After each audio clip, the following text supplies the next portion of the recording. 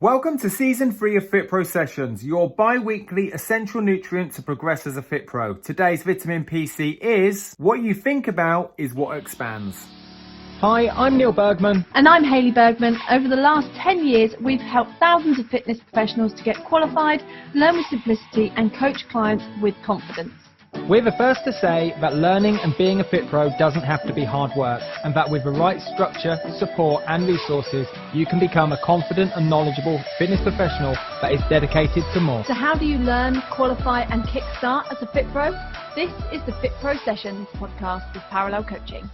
Today's quote is from Wayne Dyer. What you think about is what expands, and we're going to jump in and extract the lesson for you as a FitPro very shortly. Absolutely. Before we do, make sure that if you're on iTunes, you head on over and leave us a 5-star review. Yes. Also, if you're on YouTube, then hit like and subscribe. What I and share really it. love seeing is people tagging people inside the inner circle and saying that they've listened to an episode and what they're doing. So out walking with dog, washing up, nice. whatever it might be. It's really nice seeing pictures of what people are doing with their headphones on. And then tagging us in on their stories as well. So that's really cool, because that really does allow us to get the FitPro Sessions kind of message out there, reach more FitPros and help more people. And it's also really nice for us to see what you're doing whilst you're listening. Completely. Because at the moment, whilst you can see a nice, pretty picture behind us, we're sitting in an office with a green screen looking at a wall with loads of lights around us. So it's kind of strange.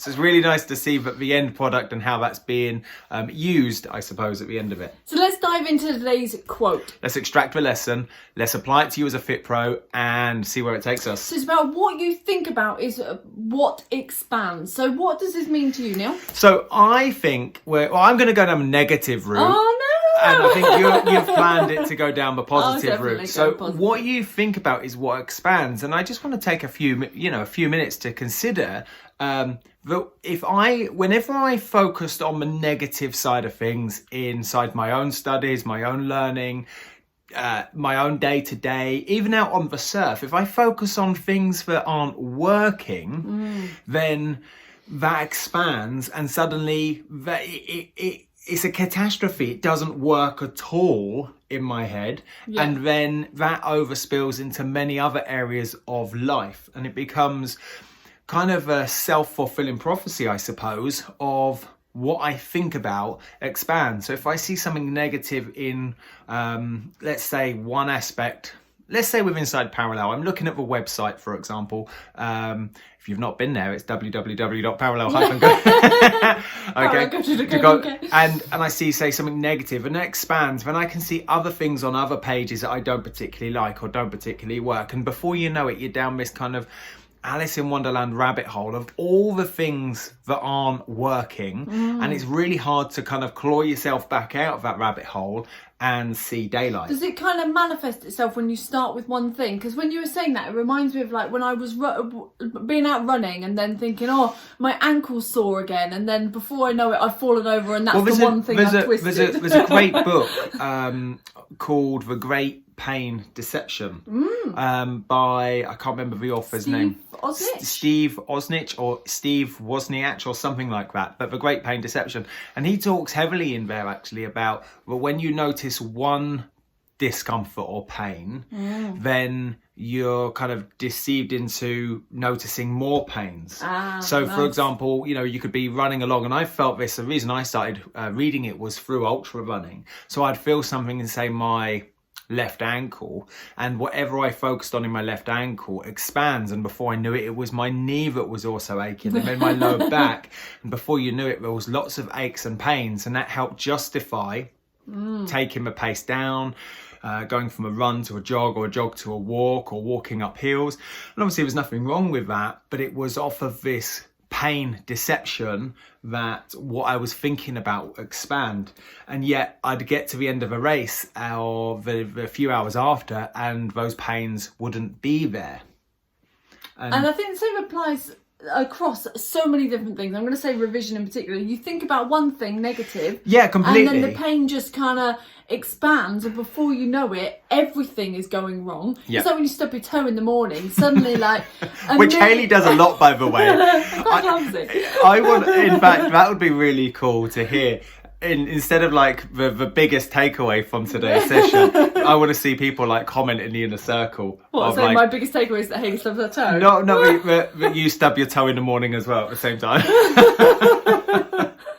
That'd be funny. But that kind of it escalates, doesn't it? And it expands that one thing that you're focusing on that maybe is negative, and then it keeps rolling down that way. Well, like if you went with that, let's say for example, you get out of bed, you stub your toe within the first couple of minutes. Before you know it, you notice coffee down your top. Yeah, when you notice that the cups haven't been washed away from a night before, that you've still got this pile of washing to sort out, that someone's parked in front of your car and it's hard to get out, and now you're running late, and suddenly you find the negative to go down. And I think there you go.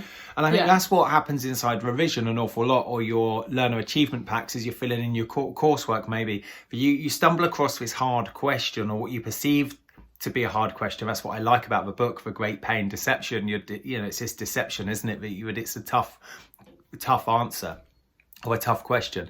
And then it opens up this rabbit hole for you to jump down and go, well, the next question was even harder. I'm stuck. I can't move forwards until I figure this answer out.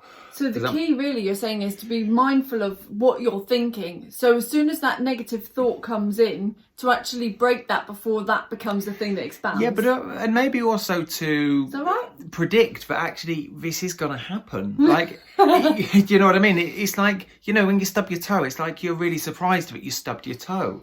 Do you know? It's going to happen. And the same at some point in life it's going to happen, but that doesn't mean it has to have this cascade effect of finding all the other negatives. Yeah, so, you can predict that at some point in your revision, it's going to throw lemons at you. But it's how you deal with that. But it's how you deal with that. You can predict that there's going to be one or two questions in your exam, or a couple of questions in your LAP that are going to be tough and challenging. But that doesn't mean you then have to go, well, now I can't remember anything, that I can't do this. And then imposter syndrome kicks in. And I've been there. I get that cascade effect. But it's recognising in advance, and we can predict that this might happen on a regular basis, and that's normal life. Okay, yeah. There we go. So let's flip it. Let's flip the switch and go more positive. Do that again. What was that? That's insane. It looked better here. It might look rubbish on camera. It might look good on camera, and might look rubbish here. It was pretty pathetic, to be honest. For those of you that aren't seeing it via visual, Hayley did this funny thing with her arm. And there we go. Flipping it to Flip positive. The switch. Okay, so Neil's angle was about if things were negative. And mine is that if you focus and think about one thing, then that is where it will. That's the thing that will expand. Wicked. So if you are diving into your revision and you're stuck on something, don't ignore that thing. Don't stop learning it. The amount of learning calls that I've had that people have kind of gone through and they've gone, I really struggle with muscles, so I'm going to leave it until the last thing, and instead I'm going to learn the other areas. And they end up thinking and going back over and revising the stuff that they are familiar with and expanding that more. Because it's comfortable. But actually the stuff that they need to learn now, they need to now put some time, some focus, some thought into, so that has chance to expand. But and also, it will can I only pause you there? expand if you can. And if you, just going on that, let's say for example you got 6 weeks before your exam, and then you stumble across muscles, origins and insertions at level 3A and P, and you're like, damn, this is actually really tough. I'm going to park that. I'm going to go back to cardiorespiratory. I'm going to look at body in motion. I'm going to go to energy system because that's what I know I'm familiar with. Yeah. You're now leaving yourself with only a couple of weeks to tackle your hardest part. Yeah. So what you're saying here is, in order where focus goes and that expands, you've got to go, right, this is challenging and I need to expand this area. Yes. And in the early stages, sorry to jumping in the early stages, it's going to feel incredibly uncomfortable, potentially. Yeah. And that's okay. Yeah, and that's okay. And that comes from your plan as well. So if you create a plan early on, that then shows you where you need to put your equal thought into, your focus into, so that you can equally expand all areas of your revision. And a problem that a lot of people have is that they just sort of follow their noses, so to speak, on each revision session of what they feel they need to learn next. Again, if you're on audio, you didn't see that, obviously. I'm trying to follow my nose. Hayley's trying to follow her nose, and she's doing this like baby shark movement. Don't sing. I'm sure there's a few learners. I'm crying. Stop it. That would quite like me to sing the baby shark. I'm not going to sing it. It'll be in my head all day. No, dumb does. You just did it, man. I didn't. Anyway, I really was like saying what you're about saying. people following their nose on what they're doing in every revision session, rather than having a plan at the beginning to know what they've got to think about in each session. Yeah. Is structured, so you're not just focusing on your favourite areas or an area that you find easiest, or even an area that you feel hardest. We but hear actually it so you've often, got a don't clear we? plan to And we follow. see it so often, and it's before they kind of reach the revision mastery bootcamp that structures it all for them. But it's like they go, right, I'm going to start off on heart and lungs and then the skeletal system, and then they keep going over and over and over those sections until they feel that it's perfect. And they feel they know it and they can remember it, and it's only then they move on. Where I have you consider that if you moved on and you went, right, I've read and watched all of the heart, I've read and watched all of the respiratory, I've read and watched all of the skeletal, I've read and watched all of the 8 modules inside your level 2 or level 3 A&P, they all interlink. A&P is just like a car. Yeah. You can't learn something about the engine without knowing everything about the wheel. Okay, and one affects the other. Yeah. So for example, if I pull on Hayley's arm now, I can move. I'm not going to do that, but I can move your. If I pull on your right arm, I can move your left leg. It's all interconnected. Every system is intertwined to each other. Yeah. So you'll learn all about the skeletal system, even though you're learning something about the energy systems, because they all overlap. So many people bang their head against the wall and then go down this negative spiral, like what I was talking about, because they're not able to get it, not able to remember it, or it doesn't make sense. And it's because they've not moved on and expanded the other areas. And that takes time and focus and energy and thinking about that one thing. So I'm going to also just expand it one more time. There was somebody I was speaking to actually over on YouTube, commented backwards and forwards, but they... so if you're listening, hi. They were watching just one of our videos and they were like, well, I think that's it. I think I've done that 1 hour. I'm done now. What else do I need to know for my exam? That's it, right? Wow. So they thought that they could learn everything for the exam inside 1 hour and not do the thought and the focus that is needed to be able to really learn something. And sometimes it can be really tempting to do as little as possible rather than actually the thought and the focus that's really needed to get the result you want. So if you look at it the other way around and think about, what is it that you want to expand? Yeah. If you want to expand your knowledge, you need to apply your thought and your focus to that to expand it. 100%. You want to expand yourself in your fitness business, you need to apply your thought and your focus to that. Exactly. And if you look at it the other way around, of like expand first, then you know you're starting with the end in mind. Exactly, which goes back to season. When was that? Beginning of season 2. Beginning of season 2, start with the end in mind. I love that, and I think final thought I just had there was, it's alarming almost how many FitPros, trainee FitPros, and this isn't meant to say, I don't want it to sound derogatory, but they feel that they can get away almost doing the bare minimum, and that revision is just a hoop to jump through to get the certificate, and that knowledge won't be applied going forwards. And yet the time and focus and energy that you expand now becomes the standard you set for how you move forward as a FitPro.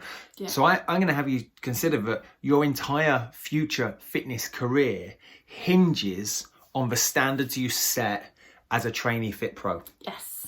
And the more you expand as a FitPro, the more time, energy and effort you put in as a FitPro, the more you're going to kind of blow up as a successful, fully qualified FitPro. Well, it's who you become along the way. Exactly. It's about the journey of who you become and how you expand along the way. Exactly. So based on that question, What would the question be now? What would the question be? It would be who do you need to become and what do you need to do today in order to expand? What areas of life or your revision do you need to or want to, for a better question, to expand? And where are you going to place that focus and focus it in a really positive way? Yes. There we go.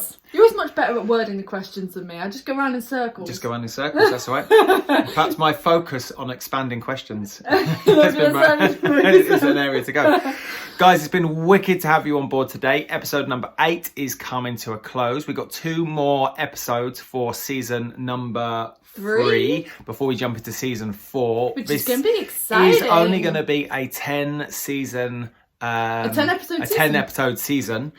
We thought it was going to be longer, but actually we got some really funky ideas for season 4, which is going to be more health related and don't give any more away. Not going to go there. If you've enjoyed this one, again, just go and drop us a like, comment and share, or subscribe on any of the platforms. Share away on your socials as well. And with that, we will see you bright and breezy on Thursday morning in 2 days' time for episode number 9. See you later. Bye. Hi, I'm Neil Bergman. And I'm Hayley Bergman. Over the last 10 years, we've helped thousands of fitness professionals to get qualified, learn with simplicity and coach clients with confidence. We're the first to say that learning and being a FitPro doesn't have to be hard work, and that with the right structure, support and resources, you can become a confident and knowledgeable fitness professional that is dedicated to more. So how do you learn, qualify and kickstart as a FitPro? This is the FitPro Sessions podcast with Parallel Coaching.